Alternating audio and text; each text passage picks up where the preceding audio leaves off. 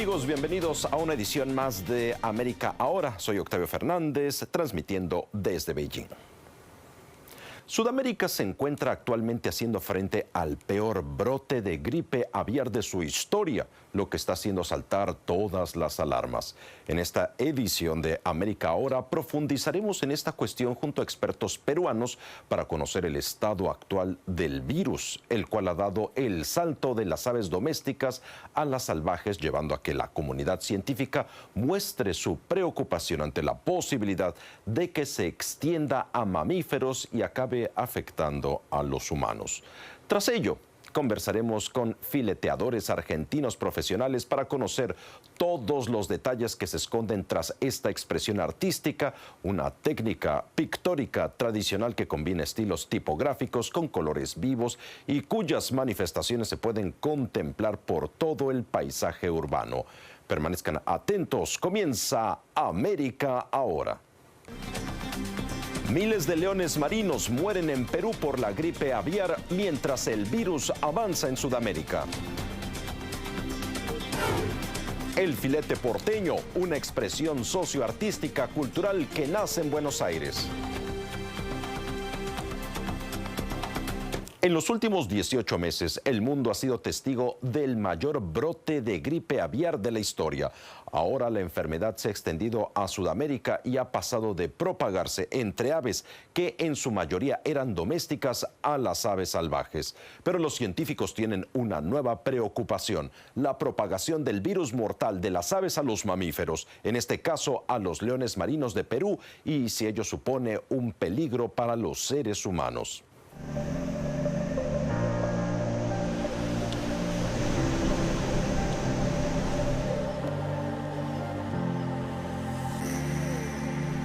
A lo largo de más de 3.000 kilómetros, la costa peruana alberga uno de los ecosistemas marinos más ricos del mundo. Gran parte del litoral es un árido desierto, pero las aguas del Océano Pacífico Oriental rebosan de vida. La corriente de Humboldt, procedente de la Antártida, trae agua fría rica en nutrientes que sustenta una superabundancia de anchovetas, un pequeño pez peruano. Estas, a su vez, alimentan enormes colonias de aves y mamíferos marinos.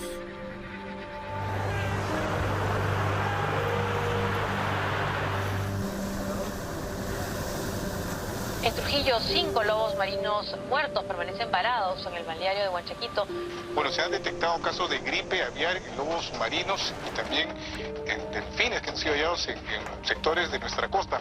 La confirmación de casos de gripe aviar, en esta oportunidad en lobos marinos.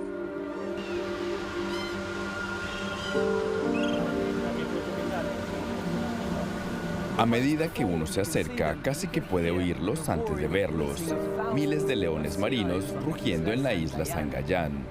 Se cree que esta isla desierta de la costa peruana es una de las mayores colonias de leones marinos de Sudamérica.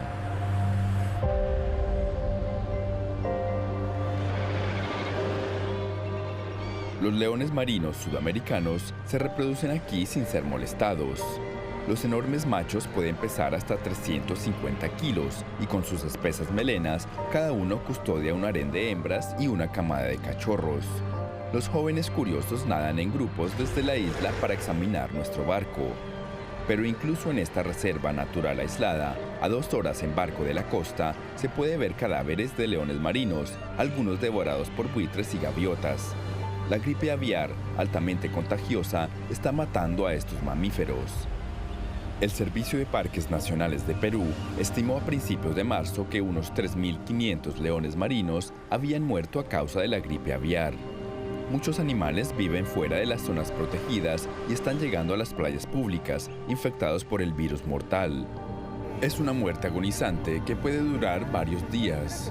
Hasta el momento, no se dispone de vacunas para la enfermedad. Un lobo puede haber dejado así entre 10 días, quizás hasta medio mes, que no ha podido conseguir alimento. Eso sumado a la... Pilar Ayala es bióloga del CERFOR, el Servicio de Fauna Salvaje del Perú. En un lugar cercano, los especialistas en fauna salvaje descubren el cadáver de una nutria marina en peligro de extinción. Toman muestras para hacer una prueba de gripe aviar. Hasta el momento Hemos tenido reportes de muertes en lobos marinos dentro de mamíferos. Si de ser positivo la muestra de esta nutria, sería el primer caso de influenza en esta especie. En otros países se han registrado casos tanto en nutrias como en zorros. Los científicos creen que los leones marinos pueden haberse enfermado por comer aves marinas infectadas. Desde el pasado noviembre, el Servicio de Parques de Perú ha contabilizado al menos 63.000 aves marinas muertas, como estos cormoranes guanay, pero también pelícanos y piqueros peruanos. El hecho de, como mencionas, de que ya haya sido no solamente positivos en aves, sino también en mamíferos, significa que este virus es potencialmente riesgoso para la población, ya que actualmente se están viendo en diferentes especies de mamíferos. Es por eso de que a fin de que no se dé nuevamente una enfermedad o una pandemia para las personas, debemos de tomar precauciones. Así como... Desde principios de 2021, el mayor brote de gripe aviar de la historia ha matado a millones de aves. En febrero de 2023, la Organización Mundial de la Salud advirtió de una posible pandemia de gripe aviar. Semanas después, el Servicio de Sanidad Agraria de Perú, preocupado por la enorme industria avícola del país, anunció una emergencia sanitaria por gripe aviar hasta finales de año. Prohibió las peleas de gallos y el tránsito no autorizado de aves de corral vivas. El pollo es la principal fuente de proteína animal para los peruanos. Mariana Leguía dirige el Laboratorio de Genómica de la Pontificia Universidad Católica de Lima. Todas las muestras vienen previamente codificadas y hay un poco de líquido aquí. Eso es lo que contiene las muestras que vamos a utilizar para hacer las pruebas. And so all of the samples come previously coated, and there's a little bit of liquid in here, and that's what contains the samples that we're going to use to test. Leguía dirige un equipo de científicos que analiza muestras tomadas de animales muertos o moribundos que presentan signos de infección por gripe aviar a lo largo de la costa peruana. A partir de las muestras, secuenciaron el genoma del virus altamente contagioso que arribó de Norteamérica, transportado por aves migratorias. Las pruebas indican que no se puede descartar la posible propagación del virus de mamífero a mamífero. We have been able to identify H5N1, highly pathogenic H5N1. Hemos podido identificar H5N1 altamente patógeno tanto en delfines como en leones marinos. También tenemos pruebas circunstanciales de que miles de leones marinos han aparecido muertos a lo largo de la costa de Perú y ahora también hay informes en Chile y otras partes de Sudamérica. Por lo tanto, hay motivos para preocuparse porque el gran número de leones marinos que mueren sugiere que podría haber transmisión de mamífero a mamífero. Basándonos en los datos que tenemos, que es un número limitado de genomas, no podemos confirmarlo. No podemos demostrar que sea cierto, pero sospechamos que podría estar ocurriendo. We cannot confirm that, we cannot prove that that's correct, but we suspect that that might be happening. Aunque la secuenciación del virus en Perú se encuentra en sus primeras fases, existe la preocupación de que esté mutando a medida que viaja hacia el sur. Su investigación se ha hecho pública para que científicos de todo el mundo puedan acceder a ella y vigilar si se desarrollan cepas diferentes.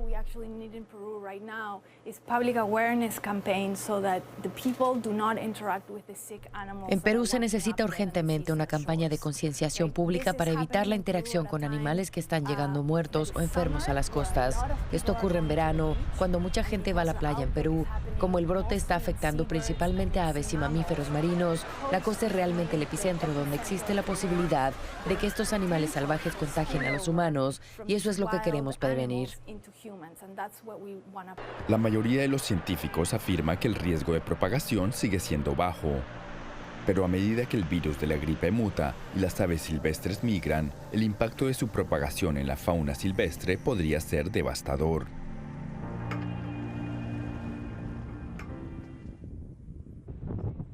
El filete porteño es una expresión socioartística y cultural argentina, pero sobre todo típica de la ciudad de Buenos Aires. Nació de la decoración de los carros tirados a caballo en el siglo XIX y con los años se extendió a los colectivos y a la cartelería.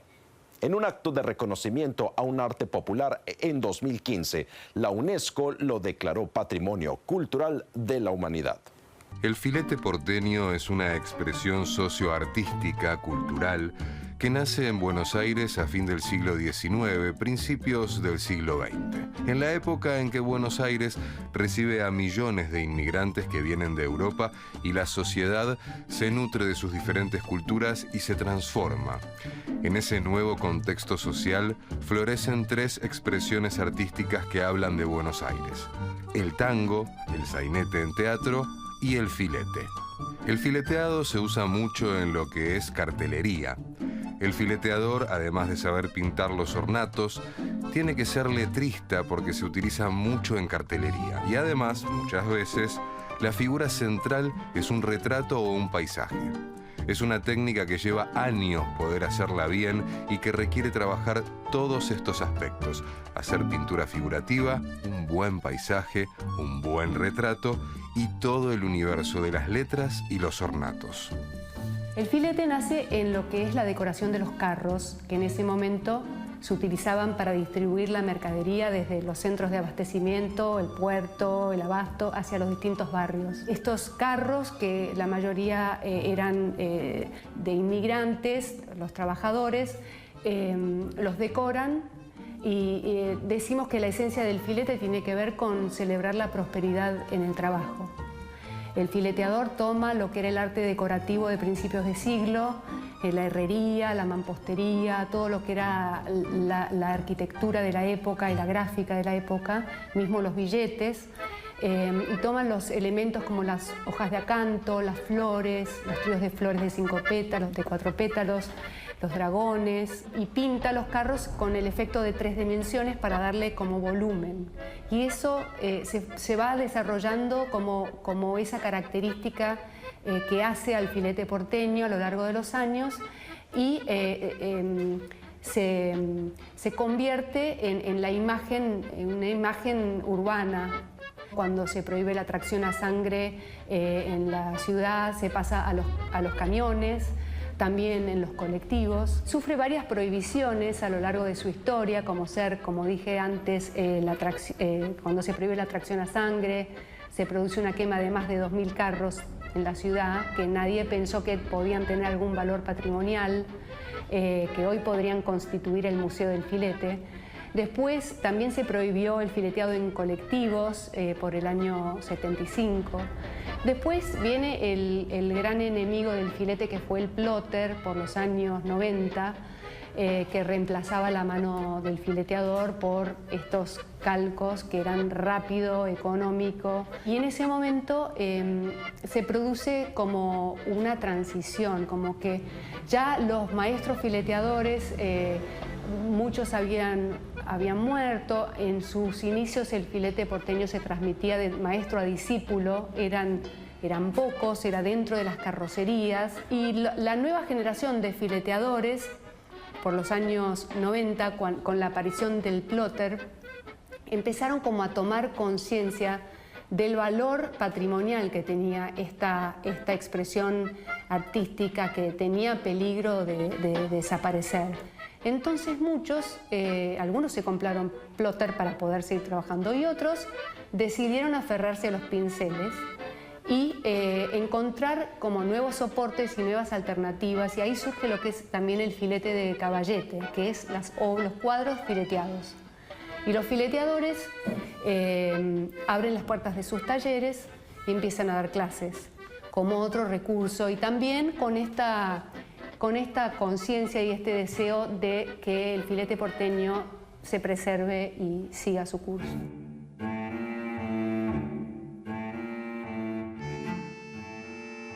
Estamos trabajando sobre un modelo que tiene las claves, digamos, guarda la esencia del filete, una estructura cerrada con la hoja de acanto en un solo color, y demás elementos característicos del filete, como pueden ser las bolitas, la flor, el botón, la banderita.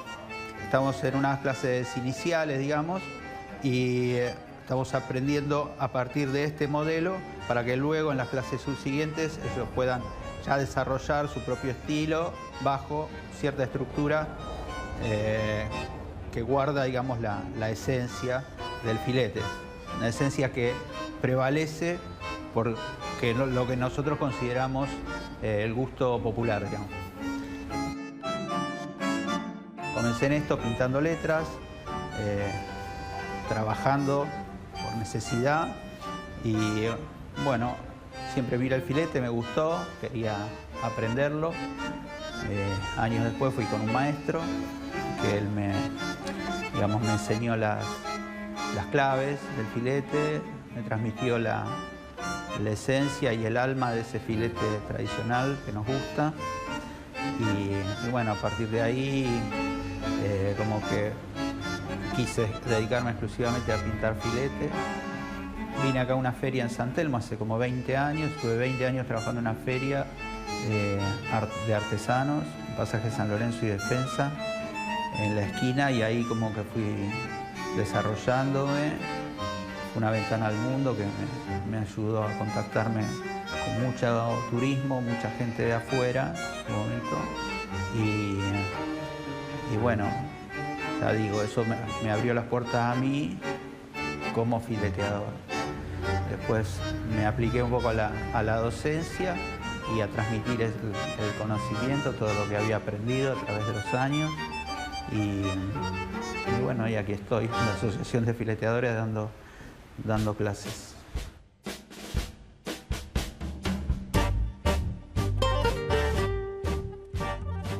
Hasta el año 1970 no habían registros ni fotográficos ni históricos del filete porteño.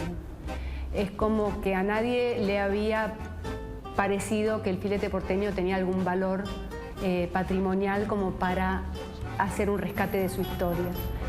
Nicolás Rubió y Esther Barugel fue un matrimonio de artistas que en esas épocas se interesaron mucho por el filete porteño, porque hablando con sus colegas notaron que a nadie le parecía que había arte popular argentino. Y ellos sostenían que el filete porteño era arte popular. Y empiezan a hacer una investigación, descubriendo aparte que no había ningún registro de nada, ni fotográfico ni histórico. Entonces empiezan a tomar nota de los teléfonos que aparecían atrás de los camiones o los colectivos y van llegando a las distintas carrocerías o talleres donde trabajaban estos maestros y descubren un mundo interesantísimo donde sí era sumamente valorado dentro de puertas adentro, ¿no? Los fileteadores, los maestros como Carlos Carboni, León Ultroy, los hermanos Brunetti, Boliotti, que eran enamorados del filete porteño, y ellos sí pudieron compartir con Nicolás y con Esther y brindar todo este testimonio oral que ellos tomaron nota de todo lo que dijeron, y con todo ese material se hizo el libro de los maestros fileteadores de Buenos Aires. Bueno, Nicolás Rubió y Esther Barugel organizaron la primer muestra de arte de filete porteño en una galería de arte. Lo sacan al filete porteño de la calle y lo ubican en otro lugar, que fue un movimiento muy interesante y funcionó, tuvo apoyo de la prensa, tuvo mucho éxito. Los fileteadores, que en ese momento eran ya personas de muchos años, tuvieron su merecido momento de reconocimiento. Fueron invitados a la radio, a los programas de televisión, y este libro, Los Maestros Fileteadores de Buenos Aires, es realmente un testimonio valiosísimo porque permitió que las siguientes generaciones de fileteadores tuvieran la posibilidad de conocer el origen del filete, de escuchar estos testimonios y de recibir la posta, ¿no? De sentir ese compromiso, porque uno, como escuché decir, solo ama lo que conoce. Y cuando uno lee el libro de los maestros y está en el camino de aprender a filetear, recibe ese legado, ¿no? Se enamora realmente de lo que significa el filete porteño y sentirse parte de algo que nos excede como individuos, que es el filete porteño en sí. Y bueno, con ese espíritu, con esa conciencia de grupo y y esa responsabilidad como fileteadores de hacer cosas para preservar esta expresión artística que nos representa, nace la Asociación de Fileteadores. Cuando esta generación de fileteadores de los años 90 que empieza a pensar en generar acciones para preservar el filete, hacer cosas concretas, ¿no? A no esperar que eso ocurra solo. Así fue que en 2012 se organiza el primer encuentro de fileteadores. A Memo Caviglia, que fue un maestro fileteador de Mataderos, le ofrece una muestra individual en la reinauguración del Cine del Plata de Mataderos, y a él consideró que en ese momento era el momento de abrir el juego y de organizar, en vez de una muestra individual, una muestra colectiva, con todos los fileteadores que quisieran participar. Y se organizó el encuentro, que tenía mesas de debate, foros, se invitaron especialistas. Se organizó como un primer encuentro con idea de continuidad, y en este encuentro surge como el deseo de generar, de armar la asociación, ¿no? De tener un ente legal que nos represente, a través del cual poder seguir con esta tarea. Y bueno, así fue que desde ese año, todos los años, la Asociación de Fileteadores organiza el encuentro, que el primero fue de 45 fileteadores, el siguiente de 75, y a partir de ahí de 100 para arriba, fileteadores que enviaban sus obras desde las distintas provincias de Argentina, inclusive algunos que vivían en el extranjero, hasta el año pasado, que toda la situación de la pandemia nos obligó a cambiar el formato, y hicimos nuestro primer encuentro virtual, que bueno, no hay mal que por bien no venga, porque fue muy interesante en otros sentidos, porque pudo participar gente que por ahí antes no iba a poder, tuvo una audiencia muy grande. Siempre los encuentros son muy concurridos. Lo hemos hecho los primeros, el primero en el Museo del Plata de Mataderos, el segundo, el tercero y el cuarto en el Museo de la Ciudad de Buenos Aires, y los siguientes en el Museo del Senado, el Museo Sarmiento. Y bueno, tenemos esta sede que queda acá en San Telmo. En esta sede damos clases, organizamos seminarios, hemos hecho un montón de otras muestras además del encuentro. El encuentro anual es como nuestra columna vertebral, donde hacemos actividades específicas, le otorgamos la Orden del Pincel, que es una estatuilla de reconocimiento a alguna personalidad destacada del ámbito del filete que consideramos que haya dado mucho por este arte.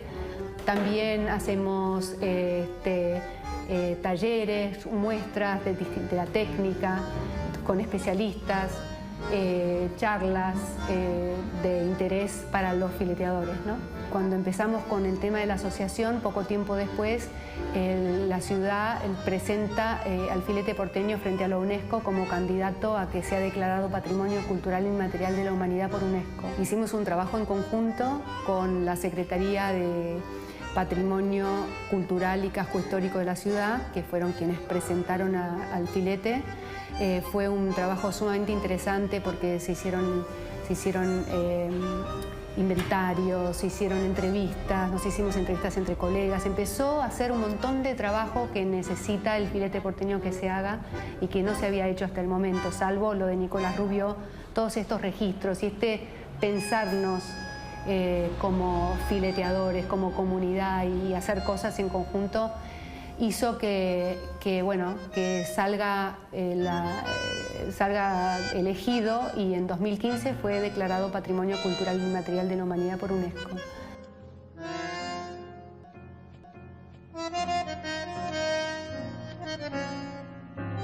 Otra cosa interesantísima que ocurrió fue que se nos acerca Gestión de Proyectos Culturales, que eran Pablo Feldman y Nadia Hutnik, dos argentinos residentes afuera.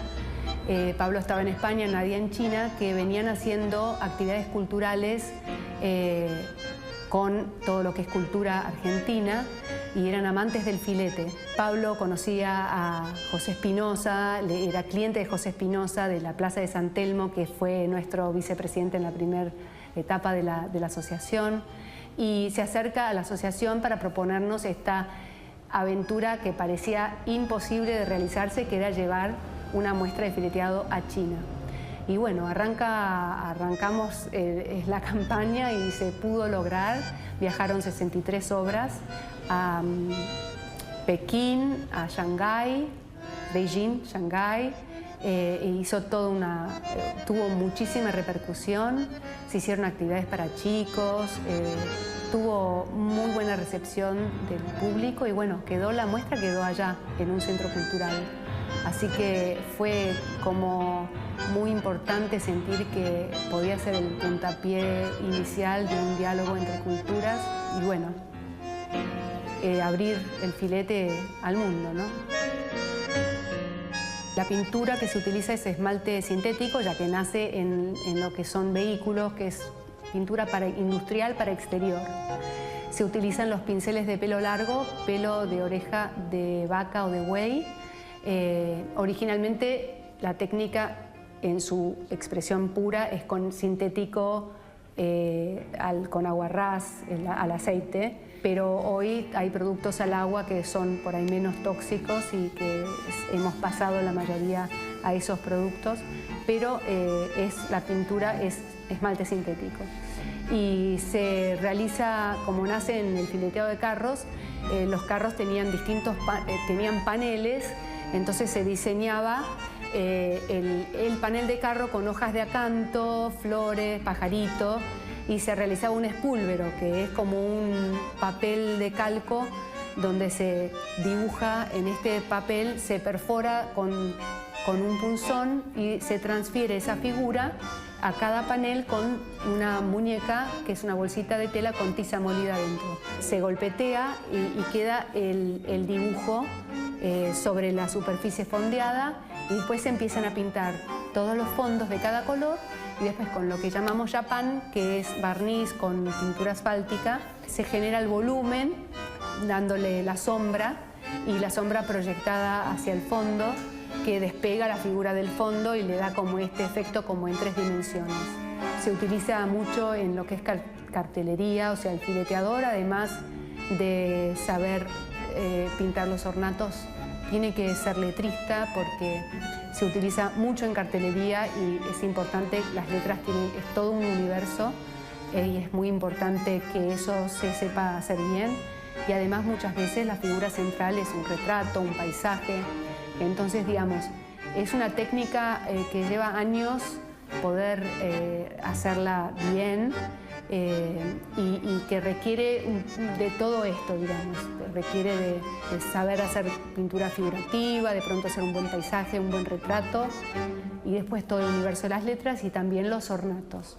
Si bien nosotros como fileteadores y desde la asociación tratamos de transmitir siempre el filete tradicional para que no se pierda ese conocimiento y esa esencia, el filete con el correr de los años va evolucionando y va modificándose y está bueno que también eso ocurra.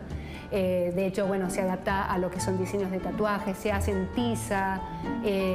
También los jóvenes que abordan el filete lo utilizan digitalmente, aprenden a trabajar y a dibujar filetes con todo lo que es el arte digital, que es el futuro. Entonces, bueno, nosotros nos parece importante que el que aprende a filetear conozca la técnica original y que después pueda romper con eso sabiendo con qué está rompiendo, para que, bueno, que no se pierda la esencia. Y bien amigos, así cerramos esta edición de América Ahora. Gracias por haber estado con nosotros durante esta media hora. Se despide de ustedes Octavio Fernández, reiterándoles nuestro agradecimiento una vez más. Hasta la próxima.